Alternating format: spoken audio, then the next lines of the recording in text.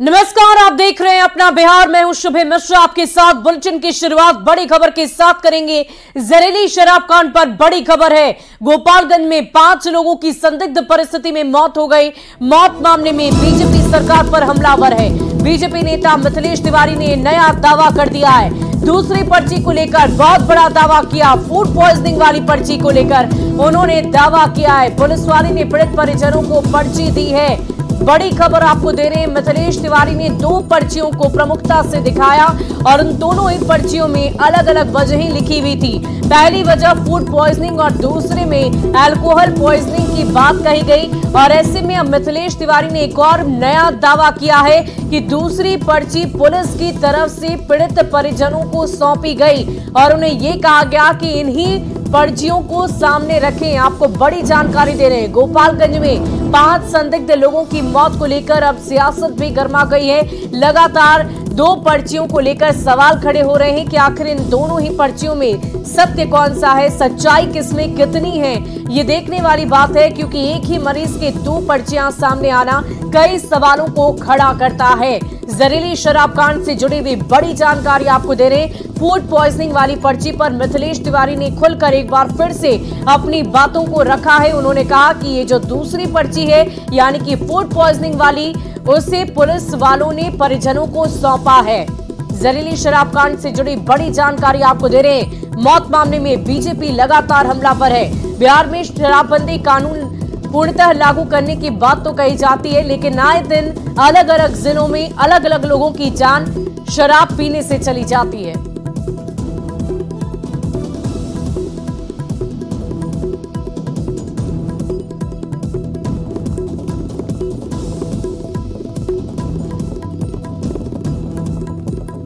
उसी दिन से जिला प्रशासन चीख के कह रहा है कि नहीं, ये फूड पॉइजनिंग का मामला है। कल आपको मैंने पर्ची दिखाई थी और आज एक नया मोड़ आया है कि जो सेकंड पर्ची है, जो फूड पॉइजनिंग वाली पर्ची है, वो बैकुंठपुर के पुलिस के ही एक सिपाही या अधिकारी जो होंगे, मैं नहीं जानता उनको, उन्होंने अपने व्हाट्सएप से परिजन के बेटे को उपलब्ध कराई है और परिजन के परिवार के लोगों ने मुझे ये व्हाट्सएप पर भेजा है। और सीधे सीधे संदीप कुमार नाम का कोई सिपाही है जो बैकुंठपुर थाना में पदस्थापित है और उसने ये पर्ची बनवा के अस्पताल से और उसको भेजा और कहा कि पहली पर्ची को तुम गोरखपुर में मत देना, क्योंकि वो पेशेंट गोरखपुर चला गया था।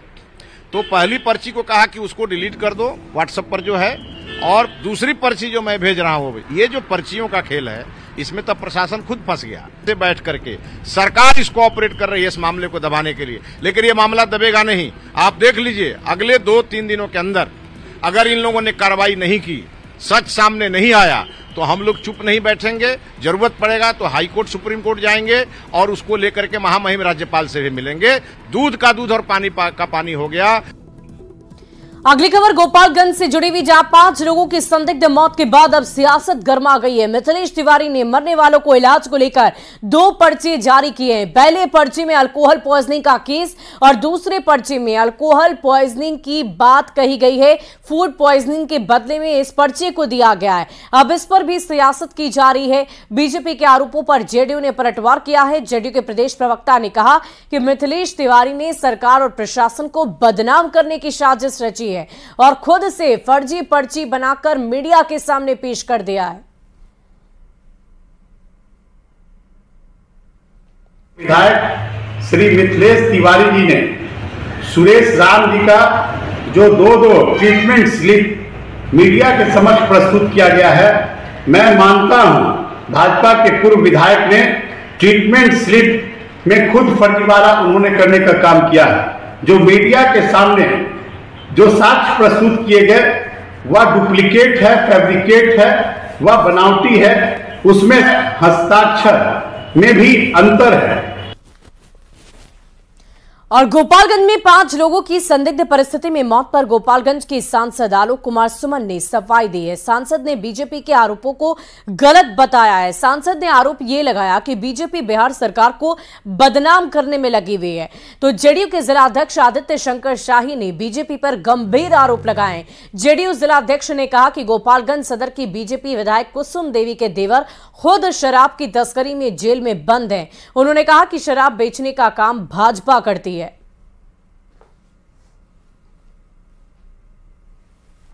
जवाब आया कि इसकी जांच हो रही है।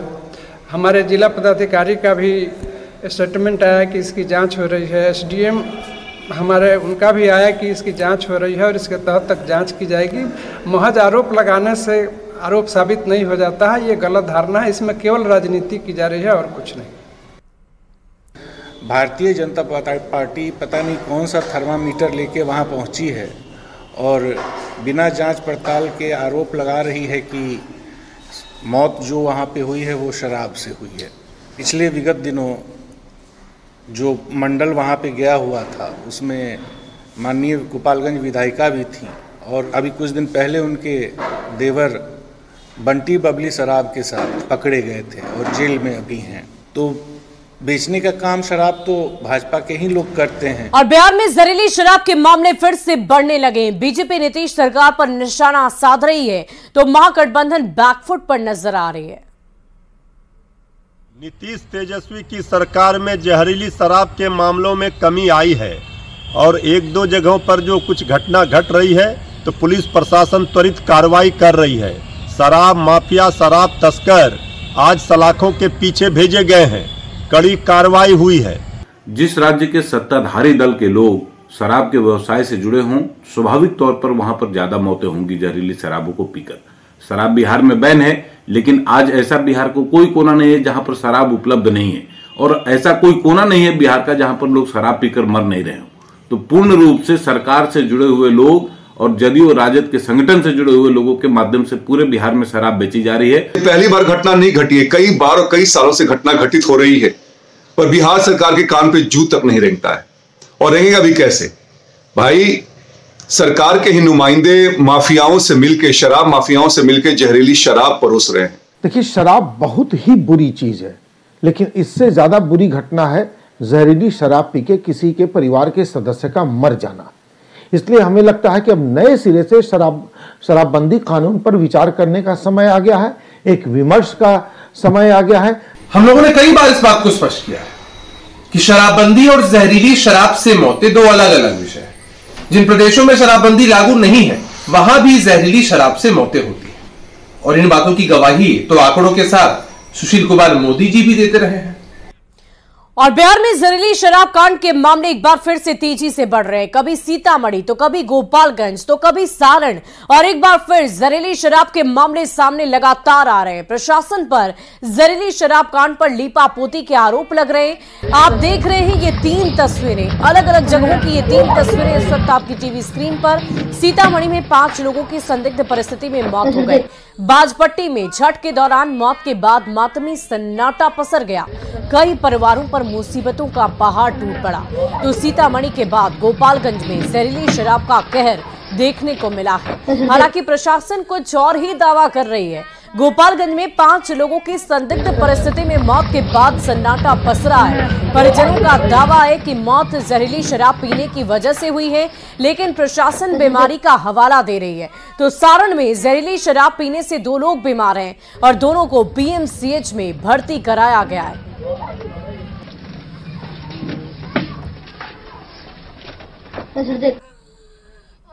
तो तस्वीरें हम आपको दिखा रहे हैं, 3 जगहों की अलग अलग ये तस्वीर है। 5 संदिग्ध लोगों की मौत सीतामढ़ी, गोपालगंज और साथ ही साथ जहरीली शराब पीने से सारण में 2 लोग बीमार पड़ गए। अब सवाल ये उठता है कि जब बिहार में पूर्णतः शराबबंदी की बात कही जाती है तो जमीनी स्तर पर वो नजर क्यों नहीं आती, दिखती क्यों नहीं।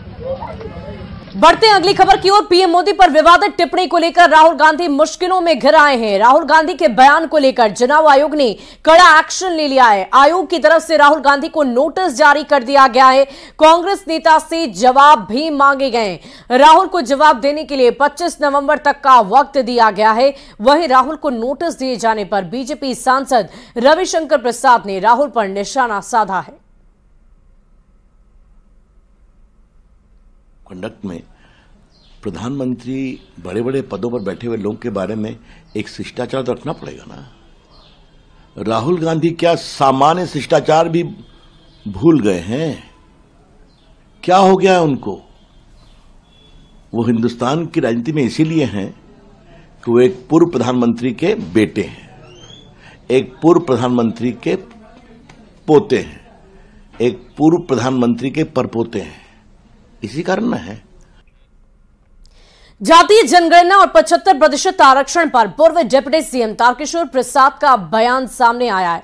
तारकिशोर प्रसाद ने कहा कि बीजेपी भी आरक्षण को संविधान की 9वीं अनुसूची में शामिल करने की मांग के साथ है। आपको बता दें कि कल तेजस्वी यादव ने इस 9वीं अनुसूची में शामिल करने की मांग की थी। साथ ही तारकिशोर प्रसाद ने विशिष्ट राज्य के दर्जे की मांग को पॉलिटिकल स्टंट बताया। कैबिनेट के द्वारा प्रस्ताव पारित हुआ है कि संविधान के 9वीं अनुसूची में इसे शामिल किया जाए, तो भारतीय जनता पार्टी बिहार इस प्रस्ताव पर साथ है। आप लोग चाहते हैं कि इसे संविधान के 9वीं अनुसूची में शामिल किया जाए? निश्चित तौर पर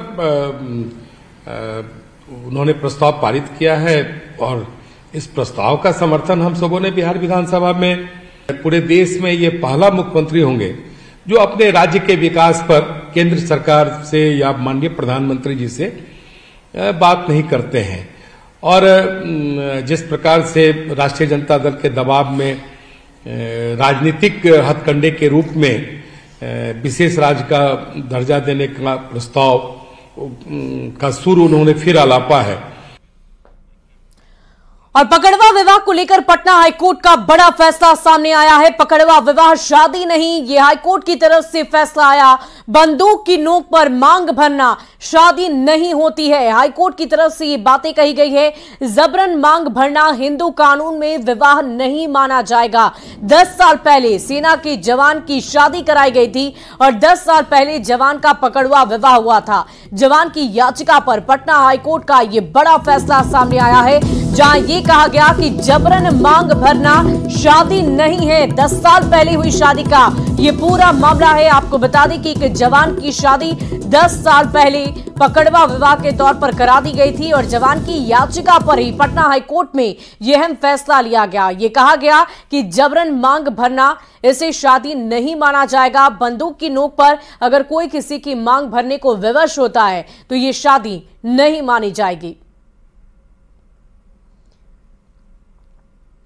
तो जिसके बाद पटना हाईकोर्ट में यह अपील की गई और अपील पर सुनवाई करते हुए हाईकोर्ट का यह बड़ा निर्णय। अगली खबर मुंगेर से आपको बताएं, जहां सीएम और डिप्टी सीएम के आगमन को लेकर शहर बैनर और पोस्टर से पट गया है। महागठबंधन कार्यकर्ताओं ने शहर के बड़े बड़े बैनर लगाए और बैनर में सीएम और डिप्टी सीएम के साथ स्थानीय सांसद ललन सिंह भी नजर आ रहे हैं। हर चौक चौराहों पर बड़े बड़े पोस्टर लगाकर लोगों को आमंत्रित किया जा रहा है। सीएम नीतीश और डिप्टी सीएम तेजस्वी यादव 25 नवंबर को मुंगेर मेडिकल कॉलेज का शिलान्यास करने पहुंच रहे हैं।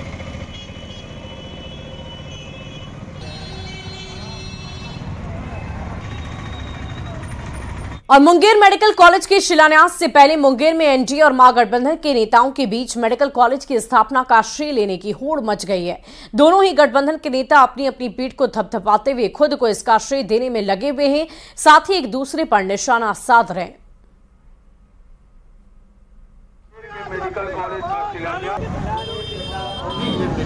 कॉलेज से संबंधित, स्वास्थ्य विभाग से जितनी भी संबंधित जो भी योजनाएं हैं, जिनका की लोकार्पण आने वाले दिन में मुख्यमंत्री या स्थानीय माननीय सांसद के द्वारा किया जा रहा है, ये सारा योगदान, ये सारी योजनाएं जो है ये पूर्व के एनडीए गवर्नमेंट में सब पारित किया गया है। सारे कैबिनेट से उस समय पास किया गया है, यह कार्य है। और जहां तक मेडिकल कॉलेज खुलने की बात है तो ये केंद्र सरकार की योजना है।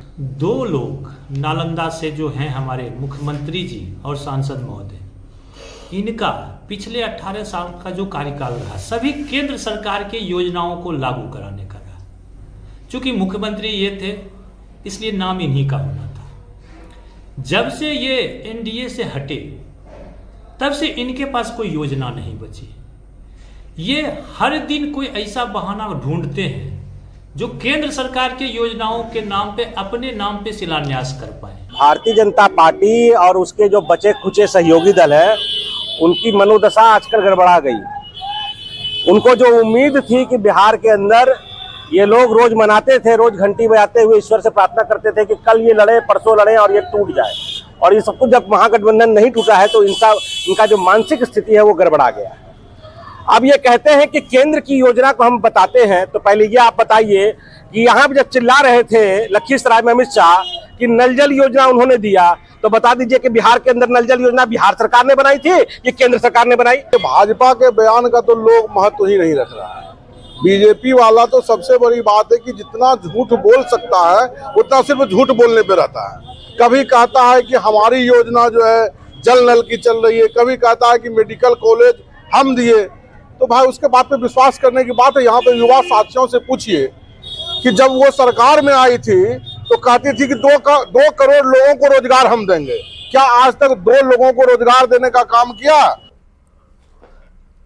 उत्तरकाशी टनल रेस्क्यू ऑपरेशन से जुड़ी बड़ी खबर आपको दी। जाओगर मशीन का प्लेटफॉर्म दुरुस्त कर लिया गया है। मलबे के अंदर फंसे पाइप को गैस कटर से काटा जा रहा है। अगर सब कुछ ठीक ठाक रहा तो पाइप को आगे बढ़ाने का काम शुरू होगा। आपको बता दें कि रात को पाइप को पुश करने के वक्त जाओगर मशीन का प्लेटफॉर्म क्षतिग्रस्त हो गया था, टूट गया था। मशीन के प्लेटफॉर्म को रिपेयर करने के बाद कंपन रोकने के लिए मशीन को ड्रिल करके बांधा गया है। टनल रेस्क्यू ऑपरेशन का 13वां दिन है। लगातार कोशिश जारी है और कोशिश यही कि उन मजदूरों को जल्द से जल्द बाहर निकाला जाए जो पल पल का इंतजार कर रहे हैं।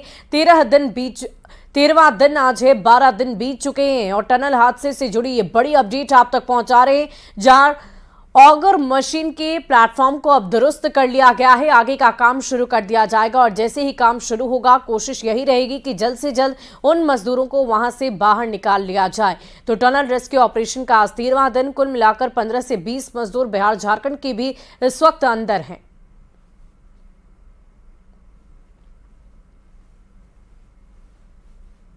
सहज तरीके से कर दिया है, जिसका प्रमाण ये है कि उसके ऊपर मशीन रात में चला करके हमने ऑगर को वापस खींच लिया है। उसके बाद पाइप के मुंह पर थोड़ी सी अड़चन थी, पिचकन थी। उस पिचकन को निकालने के लिए हमारे पास एक ही साधन है कि उस 1-1.5 मीटर के हिस्से को हम काट कर बाहर करें।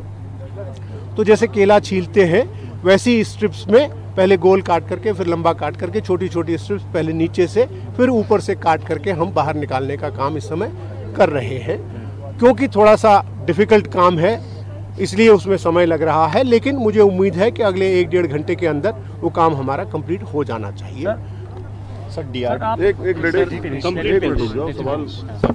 वो काम कंप्लीट होने के बाद फिर हम जो नॉर्मल हमारा ड्रिलिंग का काम है वो हम चालू करेंगे। कब तक सर शुरू कर सकते हैं, जैसे कितने घंटे? उम्मीद करता हूं कि 11 साढ़े 11 बजे तक हमारी ड्रिलिंग का नॉर्मल काम स्टार्ट हो जाएगा।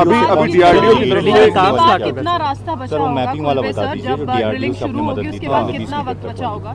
नहीं, मैंने कहा कि डीआरडीओ ने नहीं, पार्सन्स करके एक कंपनी है, उन्होंने अपनी जीपीआर ग्राउंड पेनिट्रेशन रडार जिस स्टडी को कहते हैं उससे स्टडी करके हमें जो रिजल्ट दिए हैं उससे हमें ये एक एश्योरेंस मिली है कि अगले 5 मीटर तक कोई भी मेटेलिक ऑब्स्ट्रक्शन हमारे रास्ते में नहीं है। सर, यानी कि सर उसके बिल्कुल उम्मीद है। डिस्टेंस और कवर करना है सर। डिस्टेंस तो देखिए अब 45 से थोड़ा सा आगे कल हम पहुंच चुके थे, 48 तक पहुंच चुके थे। अब उसमें से अगर हमने 1-1.5 मीटर या 2 मीटर काट दिया तो फिर हम वापस 46 आ गए। सर कल जो डिटेल बताई गई थी वो ये बताई गई थी 45 के बाद 1.2 प्लस 1.8 अंदर जा चुके हैं, ड्रिलिंग हो चुकी है या पाइप अंदर जा चुके हैं। मेरी गणित और आपकी उत्तरकाशी सुरंग हादसे में अब तक क्या कुछ हुआ है उसकी पूरी जानकारी हम आपको देते हैं एक बार फिर से। तो चलिए 12 नवंबर की तारीख याद कर लीजिए, जिस दिन सुबह 4 बजे मलबा गिरने से 41 मजदूर अचानक ही वहां पर फंस गए। 13 नवंबर की तारीख पाइप से मजदूरों तक ऑक्सीजन और पानी को पहुंचाया गया। 14 नवंबर को रेस्क्यू के लिए विदेशी विशेषज्ञों से सलाह ली गई और उन्हीं के सलाह पर पहली बार सुरंग में ड्रिल का काम 15 नवंबर को शुरू कर दिया गया। 16 नवंबर को अमेरिका की मशीन से ड्रिलिंग की गई, ड्रिलिंग का काम शुरू किया गया। 17 नवंबर को मशीन से टनल के अंदर 24 मीटर पाइप डाली गई। 18 नवंबर को रेस्क्यू के लिए 5 जगहों से ड्रिलिंग की योजनाएं बनी। साथ ही साथ 5 जगहों से ड्रिलिंग की शुरुआत करते ही 19 नवंबर को पहली बार वॉकी टॉकी से मजदूरों से संपर्क साधा गया। 20 नवंबर की तारीख याद करिए, मजदूरों के रेस्क्यू के लिए अलग टनल का काम शुरू किया गया ताकि उन्हें रेस्क्यू कर बाहर निकाला जा सके। 22 नवंबर को लाइफ सपोर्ट से खाना भी भेजा गया। 23 नवंबर को ऑगर मशीन के रास्ते में आई रुकावट को दूर कर कामयाबी बस 10 मीटर अब दूर है। और उत्तरकाशी में सुरंग में फंसे 41 मजदूरों में बांका के कटोरिया प्रखंड के वीरेंद्र कुस्कू भी शामिल है। वीरेंद्र कुस्कू के ऊपर पूरे परिवार का भार है। 3 बच्चे के पिता बुजुर्ग माता पिता की देखभाल के लिए वीरेंद्र शुरू से ही परदेश में काम करते हैं। अब परिवार के सब्र का बांध टूटता जा रहा है। वीरेंद्र की पत्नी और बेटा घटनास्थल पर डेरा डाले हुए हैं। वहीं परिजन केंद्र और राज्य सरकार से बेटी की सही सलामत वापसी को लेकर गुहार लगा रहे हैं। सुरंग से बाहर निकालने की मांग भी कर रहे हैं। पिता से बात नहीं होने के बाद भी बेटी सुप्रिया किस्कू उदास है।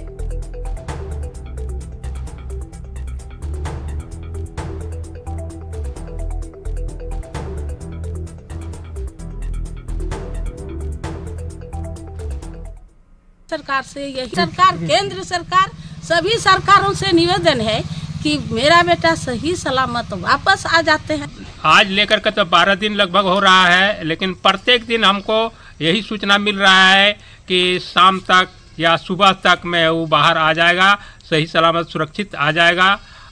यही धैर्य हमको दिया जा रहा है। बेचैन हो रहे हैं कि मतलब रोज़ यही रिपोर्ट आ रहा है कि कल तक में निकल जाएंगे, परसों तक में निकल जाएंगे, शाम तक में निकल जाएंगे, पर अभी तक उन्हें निकाला नहीं गया है। लेकिन आज कहा जा रहा है कि आज रात तक में निकल जाएंगे, तो वे जल्द ही हमारे पास पहुँचे। हमने उनका बहुत दिन से आवाज़ नहीं सुना है, तो हम काफ़ी दुखी हो रहे हैं। और इस बीच राजधानी पटना से आपको बड़ी खबर बताएं। सम्राट चौधरी का सीएम नीतीश पर हमला। नीतीश की प्रस्तावित यात्रा पर उन्होंने हमला किया है। यात्रा से कोई फर्क नहीं पड़ने वाला है, ये कहना सम्राट चौधरी का है। INDIA गठबंधन के लिए पीएम मोदी अशुभ हैं। सम्राट चौधरी ने साफ शब्दों में इन बातों की चर्चा की है। उन्होंने कहा कि नीतीश की प्रस्तावित यात्रा पर उन्होंने हमला करते हुए ये कहा कि इससे कोई भी फर्क नहीं पड़ने वाला है। पटना से ये बड़ी जानकारी आपको दे रहे हैं। सम्राट चौधरी का सीएम नीतीश पर हमला। उन्होंने साफ शब्दों में कहा कि जो प्रस्तावित यात्रा रखी गई है उस यात्रा से किसी तरह का कोई फर्क नहीं पड़ेगा। INDIA गठबंधन के लिए पीएम मोदी अशुभ है, ये कहना है सम्राट चौधरी का। देखिए, कोई कहीं यात्रा करे उससे कोई फर्क नहीं पड़ने वाला है। कल लालू प्रसाद जी का एक बयान आया था कि नरेंद्र मोदी जी अशुभ हैं, एकदम अशुभ हैं। किसके लिए?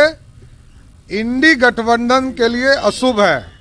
और उन लोगों के लिए जब तक नरेंद्र मोदी जी राजनीति में हैं तब तक राजनीतिक तौर पर काल के तौर पर खड़े रहेंगे। और इस देश को यदि श्रेष्ठ बनाना है तो फिर से नरेंद्र मोदी जी की सरकार बनाना है। और फिलहाल इस बुलेटिन में अभी के लिए बस इतना ही, लेकिन न्यूज़ 18 बिहार झारखंड पर खबरों का सिलसिला लगातार जारी है।